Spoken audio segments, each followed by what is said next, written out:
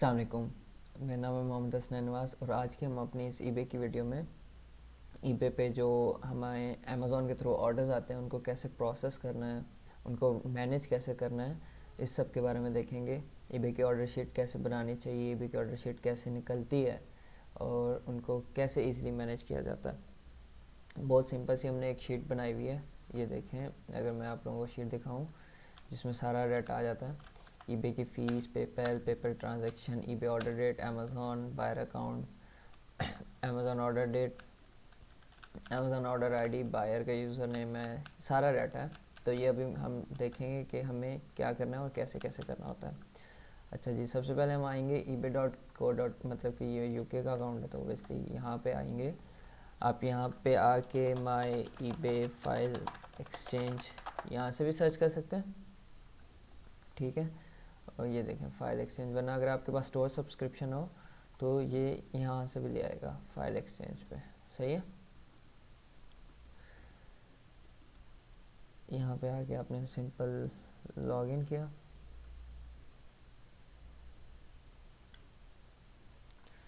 Remind me later. ये देखें जी, आपने आना है सिंपल यहाँ साइड पे डाउनलोड फाइल्स में। यहाँ पे आके आप अब यहाँ से आप क्या क्या चीज़ें डाउनलोड कर सकते हैं। एक्टिव, ये आपकी लिस्टिंग्स का बता रहा है। सोल्ड लिस्टिंग और सोल्ड जो आइटम सोल्ड हुए उनका बता रहे हैं। जो लिस्टिंग अनसोल्ड है, मतलब कि अभी तक सेल नहीं हुई, वो भी आप निकाल सकते हैं। ऐसे ऑर्डर्स जो अवेटिंग पेमेंट पे हैं, मतलब कि ऑर्डर तो प्रोसेस हुआ लेकिन उनकी तरफ से अभी पेमेंट नहीं आई क्लाइंट कस्टमर की तरफ से। ऐसे ऑर्डर्स जो पेमेंट भी आ गई लेकिन अभी तक आपने उन्हें शिप नहीं किया। और ऐसे ऑर्डर्स जो पेमेंट भी आ गई और आपने उन्हें शिप भी कर दिया। गाइडेंस आके ये सारा आप यहाँ से निकाल सकते हैं। हमने सिंपल अभी आना है यहाँ पे करना सोल्ड, ठीक है। आप ये नहीं देखें कि मुझे कल से अब तक कितने ऑर्डर्स आए हैं, आप सिर्फ ये और रिकॉर्ड्स करें और कहीं भी आप ईमेल डाल सकते हैं, सही है। कोई भी ईमेल डाल दें, कोशिश करें क्लाइंट की ईमेल ना डालें, अपनी ही ईमेल डालें। उसका फ़ायदा ये होता है कि ना, अब यहाँ से मैं जैसे सेव पे क्लिक करूँगा ना तो क्लाइंट की ईमेल होगी ना तो उससे भी नोटिफिकेशन जाएगा, सही है। तो वो सोचेगा ले भाई मेरा भी ये जो है ना पता नहीं क्या चीज़ें डाउनलोड करने पे लगा हुआ है, मेरा सारा रिकॉर्ड ही ना ले जाए, ये है वो है ना। तो इससे बेहतर है कि आप ये करें कि क्या कहते हैं अपनी ईमेल डाल दें, आपको नोटिफिकेशन आएगा। खैर है। उसके बाद ये डाउनलोड फाइल्स के बाद आपने आना है कंप्लीट डाउनलोड में। ये देखें यहाँ से फाइल डाउनलोड कर लें, शो इन फोल्डर करें। ये आ गई हमारे पास ईबे की ऑर्डर शीट। इसको मैं कॉपी करके डेस्कटॉप पे रखता हूँ। अच्छा जी, ये देखें जी ये पूरी ऑर्डर शीट आ गई। इसे हमने कॉपी किया और उसके बाद हम आ जाते हैं जंक में आके, ये आ गई। अच्छा जी, अब ना ईबे पे जो ऑर्डर अमेज़ॉन की तरह ऑर्डर आईडी नहीं होती, ऑर्डर आईडी होती भी है तो ईबे की शीट में निकलती नहीं है, ठीक है। लेकिन अभी अगर मैं यहाँ पे आऊँ,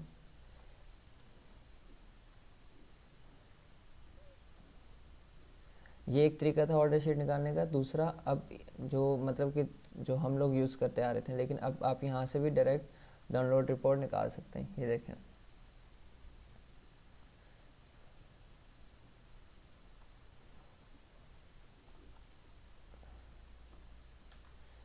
जी, ये भी उसी तरह निकलेगी। इसमें ईबे के ऑर्डर नंबर भी होंगे, ठीक है, और ये सारा डाटा भी होगा। चलो लेट्स सपोज हम ये वाली शीट कर लेते हैं कॉपी और उसके बाद हम आते हैं यहाँ पे, ठीक है। ये शीट आ गई। अब आपने क्या करना है, हम यहाँ आते हैं और ईबे ऑर्डर आईडी, ईबे फ़ी। अच्छा जी, इधर हम लिख देते हैं रिमार्क्स। इसका भी मैं बताऊंगा ये क्यों लिख रहे हैं। अब हम जंक में आए, हमें चाहिए ऑर्डर का नंबर। ये ईबे का ऑर्डर नंबर आ गया, ठीक है। पेपर ट्रांजैक्शन आईडी चाहिए आपको, पेपर की ट्रांजैक्शन आईडी, ये रही पेपर की ट्रांजैक्शन आईडी आ गई।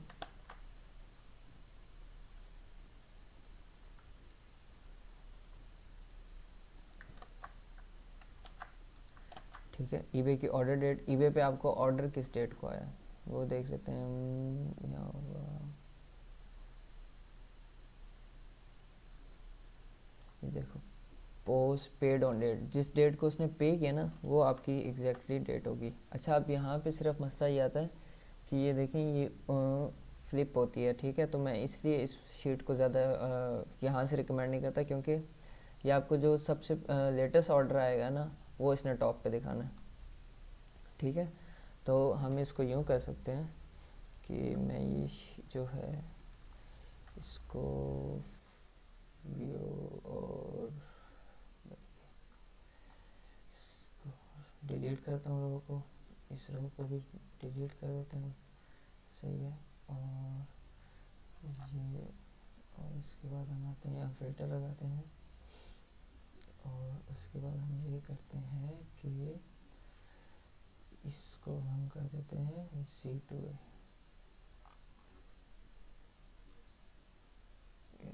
A2C कर दें, ये देखें अब ये सॉर्ट आउट हो गया सारा डाटा, ठीक है। मैं कंट्रोल Z करूँ तो ये पहले नीचे आ रहा था, और उसके बाद अब मैं यहाँ से आके सिंपल करूँगा, पेड ऑन डेट पे आके A to Z कर दो, तरतीब में लेके आओ। पहले मुझे वो ऑर्डर चाहिए जो सबसे ओल्ड है। अब इनको मैं कर देता हूँ कॉपी, ये हमारा ऑर्डर नंबर आ गया, ठीक है। ये पेपर ट्रांजैक्शन आ गई इसकी। अच्छा, eBay की ऑर्डर डेट चाहिए हमें, ये आ गई paid on date. Amazon buyer account अगर आप बहुत ज़्यादा अमेज़ॉन बायर अकाउंट्स जो है ना, मतलब कि एक अकाउंट के लिए भी आप 2-3 अमेज़ॉन बायर अकाउंट से ऑर्डर्स कर रहे हैं, तो अपने हिसाब के लिए वहाँ उस अमेज़ॉन अकाउंट का नेम आप जो है वो लिख सकते हैं, ठीक है। उसके बाद अमेज़ॉन की ऑर्डर डेट, आपने किस डेट को अमेज़ॉन से ऑर्डर किया वो आ जाएगी यहाँ पे। अमेज़ॉन की ऑर्डर आईडी क्या है, जो आपने ऑर्डर किया और आपको आईडी मिली वो आ जाएगी। अब ये है बायर का यूज़र नेम, eBay के बायर का यूज़र नेम देख लेते हैं, वो हमें ये ना बायर का यूज़र नेम, ठीक है जी। आइटम टाइटल और क्वांटिटी, ये आइटम टाइटल, ठीक है, और क्वांटिटी, ठीक है।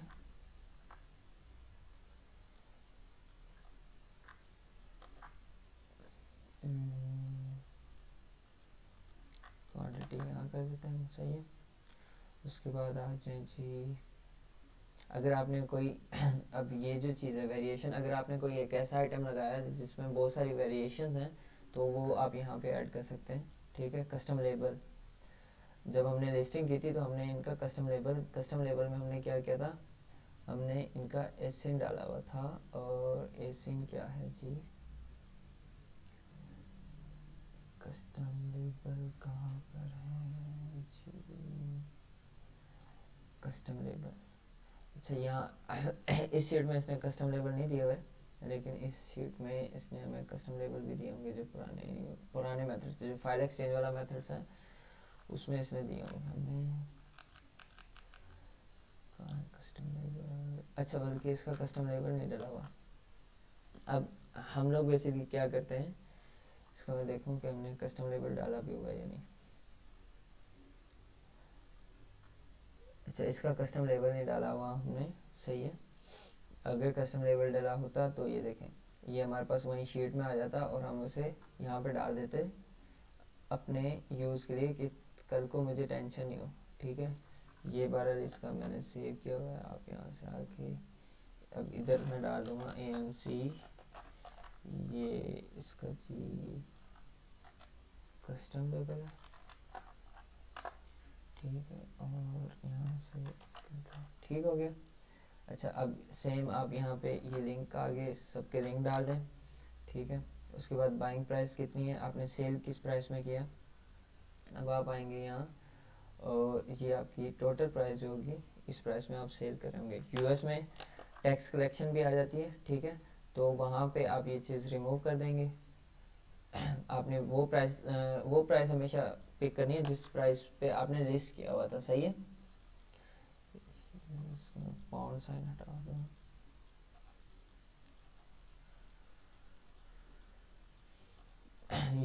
यूके में हम जिस प्राइस पे लिस्ट करते हैं ओबियसली यहाँ पे वो यूएस की तरह कोई टैक्स वगैरह नहीं है, ठीक है, 10% ये वो। बट यूएस में होता है तो जो बायर आपको पे कर रहा होगा वो 6.39 प्लस टैक्स पे कर रहा होगा, ठीक है। लेकिन आपने अपने हिसाब को सेट करने के लिए वो टैक्स ईबे आपसे वापस ले लेता है, ठीक है, लेकिन शीट में दिखाता है कि बायर ने इतना टोटल पे किया। तो आप प्लीज़ उसमें से अपना जो है सिर्फ वही लिखें यहाँ पे जो जिस पे आपने सेल की, जो आपने लिस्ट की थी प्राइस, ठीक है ना, वरना फिर आपका हिसाब किताब ख़राब हो जाएगा सारा।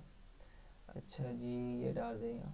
अब इसको मैं यहाँ से ज़रा अब ये देख लेते हैं कि ये क्या चीज़ है। अच्छा पहले शीट देख लें। ईबे ऑर्डर आईडी आ गई, ईबे की फ़ी आप इज़ इक्वल टू, मैं वैसे फार्मूला लगाया हुआ है, वरना आप ईबे से देख के इसकी वो भी निकाल सकते हैं, बहुत इजी है। आप आएंगे ओवरव्यू पे, ठीक है जी। आप उसके बाद आ जाएं इस पे, कहाँ गया, अकाउंट समरी में।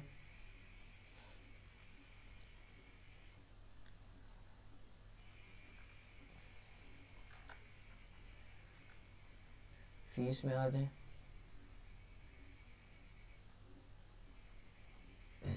अच्छा अब आप क्या कहते हैं, ये ऑर्डर नंबर है आपका, कंट्रोल एफ कंट्रोल वी करें, ये देखें, ठीक है। अब इस पे ईबे ने कितनी फ़ीस ली हुई है, 0.84। मैंने जो फार्मूला लगाया हुआ है उसके हिसाब से 0.84 ही आ रही है, ठीक है। दूसरा ऑर्डर तीसरा देख लेते हैं इधर, क्योंकि दूसरे पे भी प्राइस इंक्रीज हो रही है, तो इधर देख लेते हैं, ठीक है। तो ऑर्डर से भी आप सर्च कर सकते हैं, वरना ये मैंने फार्मूला सेट किया हुआ है। फार्मूला क्या है जी, 13.2% ईबे की फ़ीस हो गई है, और जो हमारी सेलिंग प्राइस है उसकी उसका 13.2%। तो ये फार्मूला मैंने सेट कर दिया है। अब ये क्या कहते हैं, ऑटोमेटिकली फ़ीस निकल आती है। तो मैं इसे इज़ इक्वल टू, कौन सा कॉलम है, Q2 कर देता हूँ, तो नहीं सॉरी Q3 कर देता हूँ, ठीक है। तो ये देखें, ये सेम आ गया, ठीक है। अगर आपने वहाँ से देख के निकालनी है तो भी इजी मेथड है, कोई मसला नहीं है, ठीक है। अब ये पेपैल का आ गया, और यहाँ से ये आ गया, ईबे की ऑर्डर डेट आ गई हमारे पास। ये सारा जब आप ऑर्डर प्रोसेस करेंगे उस टाइम आएगा, ठीक है। अच्छा जी, उसके बाद अब हमें चाहिए क्या चीज़ चाहिए अब मैं इसका बताता हूँ। हमने ये आइटम प्राइस है हमारी, ये हमारी ईबे की फ़ीस आ गई, ठीक है, मैंने फार्मूला लगा दिया। अब ये इसको बस मैं यहाँ पे कंट्रोल डी करूँगा, तो ये ऑटोमेटिकली नेक्स्ट टाइम यहाँ पे जैसे डाटा डलेगा ये खुद ही आ जाएगा। इसको भी कर देते हैं, ठीक है।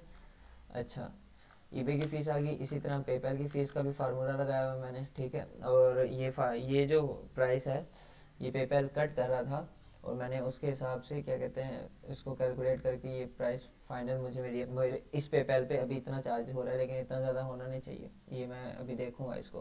उसके बाद हमारी टोटल कॉस्ट में क्या आता है, हमारी ईबे की फ़ीस, हमारी पेपैल की फ़ीस, और हम जिस प्राइस पे बाय कर रहे हैं, सही है, अमेज़ोन से जिस प्राइस पे बाय करेंगे। लेट्स सपोज मैं इसे 4.99 में बाय कर रहा हूँ, या 4.49 में भी बाय कर रहा हूँ, ठीक है।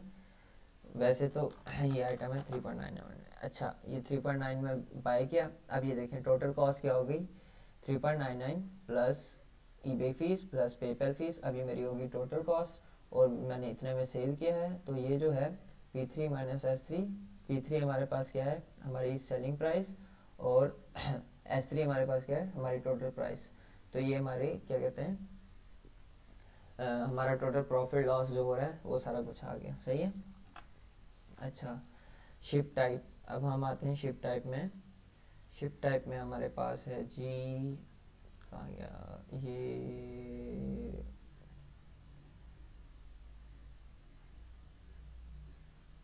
शिप टाइप होती है यार यहीं पे होगी।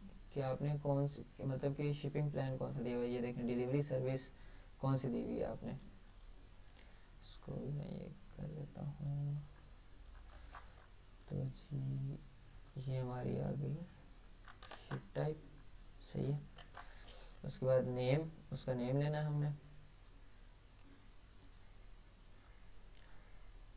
ये बायर का नेम है, पहले यूज़र नेम था, ये बायर का नेम है जिस नेम पे आप शिप करेंगे ऑर्डर, ठीक है। उसका एड्रेस 1 2 चाहिए हमें।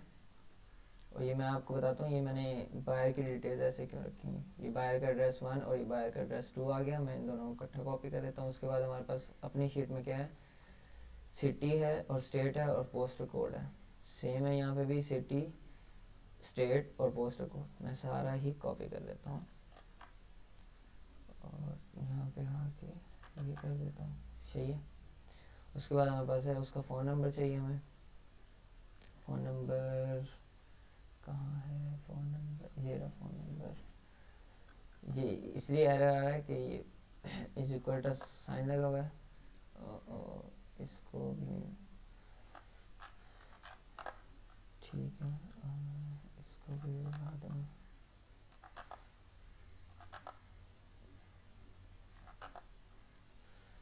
अब फ़ोन नंबर आ गया मेरे पास, और मैं यहाँ पे आता हूँ ऑर्डर शीट में, ये उसका फ़ोन नंबर आगे मैं लिख देता हूँ यूके। अच्छा जी, अब आते हैं जी, अब इसमें से ना जो कुछ ऑर्डर्स हैं वो मैंने प्रोसेस भी किए हुए हैं।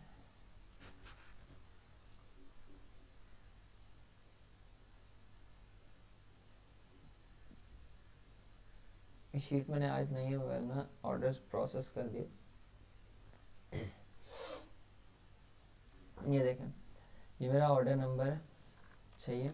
सबसे पहले बात है, ये मेरा ऑर्डर नंबर है अमेज़ोन का, जो मुझे अमेज़ोन से मिला था।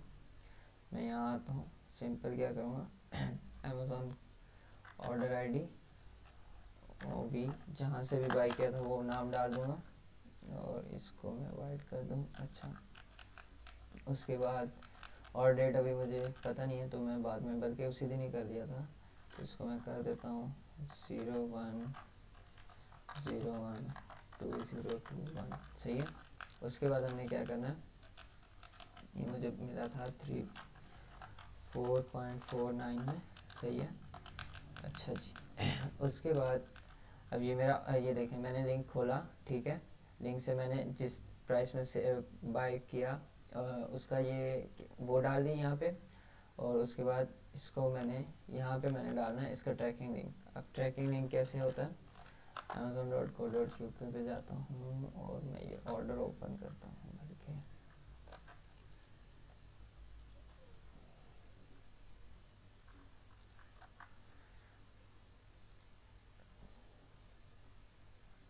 अच्छा इसके अलावा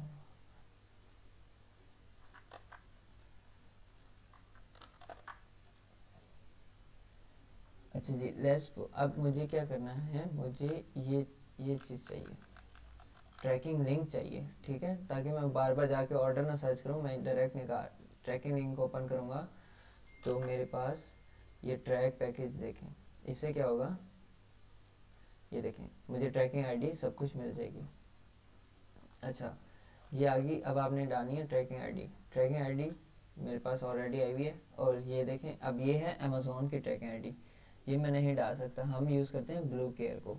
वो पता है क्या करता है, वो मुझे इस ऑर्डर की, मैं आता हूँ, अगर मैं यहाँ पे आऊँ, ये देखें मैंने किया हुआ है ब्लू केयर, ये देखें मुझे हर ऑर्डर की ट्रैकिंग आईडी जो है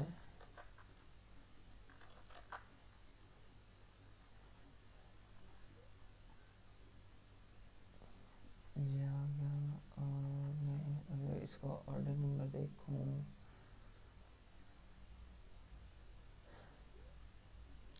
मैं इसका ऑर्डर नंबर सर्च करता हूँ अपनी ईमेल में, तो ये देखें ब्लू केयर की तरफ से ईमेल आई, उसमें मेरा ये ऑर्डर नंबर था। ब्लू केयर ने क्या किया, इस ट्रैकिंग आईडी को, ये वाली जो ट्रैकिंग आईडी थी इसको कन्वर्ट किया और मुझे ये वाली ट्रैकिंग आईडी दे दी, ठीक है। मैंने आया और अपने पास शीट में इसकी ट्रैकिंग आईडी भी सेव कर ली, और ईबे पे भी यही ट्रैकिंग आईडी अपलोड की हुई है, सही है। उसकी वजह ये है कि मैं अमेज़ोन की ट्रैकिंग आईडी ईबे पे अपलोड नहीं कर सकता, ईबे अलाउ नहीं करता, और हम अमेज़ोन की ट्रैकिंग आईडी को ब्लू केयर की ट्रैकिंग आईडी में कन्वर्ट करते हैं ब्लू केयर वालों से, और उसके बाद क्या कहते हैं वो ट्रैकिंग आईडी ईबे पे अपडेट कर देते हैं। ठीक है, ये देखें, ये देखें accepted in transit out for delivery और 11 तारीख को डिलीवर हुआ।